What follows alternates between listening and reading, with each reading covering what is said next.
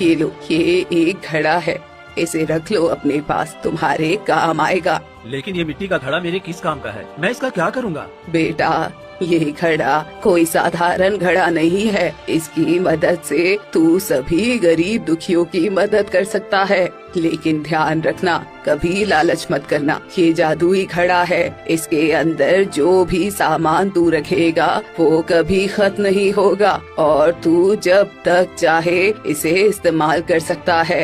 इसलिए संभल कर इस घड़े का उपयोग करना। आपका बहुत बहुत धन्यवाद। मैं कभी इसका लालच में इस्तेमाल नहीं करूँगा। रामू वो घड़ा अपने घर ले आता है।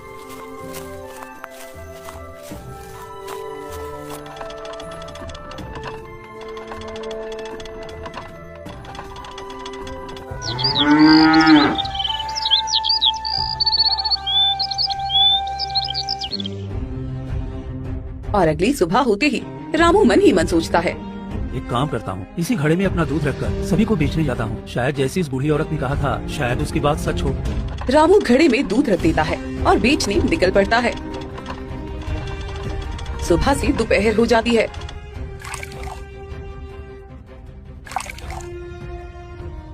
रामू दूध बेचते बेचते हैरान हो जाता है। ये तो सच में चमत्कारी घड़ा है। सुबह से दोपहर होने को आया, मैंने करीब 50 के ऊपर घरों में दूध दे दिया, फिर भी ये दूध खत्म ही नहीं हुआ। ये तो सच में बहुत चमत्कारी घड़ा है। अब एक काम करता हूँ, जो दूध है उसे सारे गरीब दुखियों में बांट देता हूँ। रामू सारा दूध लेकर मंदिर के पास पहुँचता है, जहाँ मंदिर के बाहर भिखारियों की लाइन लगी रहती है। मैं इन्हीं सबको दूध दे देता हूँ, कम से कम इन लोगों का पेट तो भर जाएगा। शायद कितने दिनों से इनको दूध नहीं मिला होगा। फिर वो सभी भिखारियों को दूध दे देता है। भाई, तुम सच में बहुत दिल वाले हो। इतना दूध तो हमने अपनी पूरी जिंदगी में कभी नहीं पिया। जितना दूध तुमने आज दिया है, तुम्हारा भगवान हमेशा भला करेगा। ये तो बस मेरा फर्ज था। अब से मैं तुम सबको रोज दूध इसी तरह दिया करूँगा। रामू सभी को दूध पिला देता है और फिर वो घड़ा अपने घर लेकर चला आता है।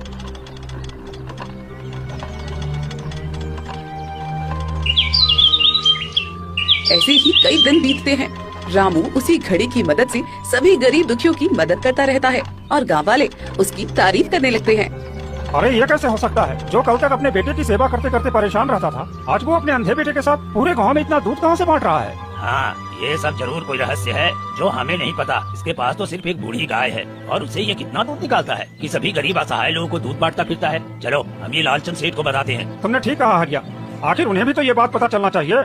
फिर दोनों लालचंद सेठ के पास जाते हैं।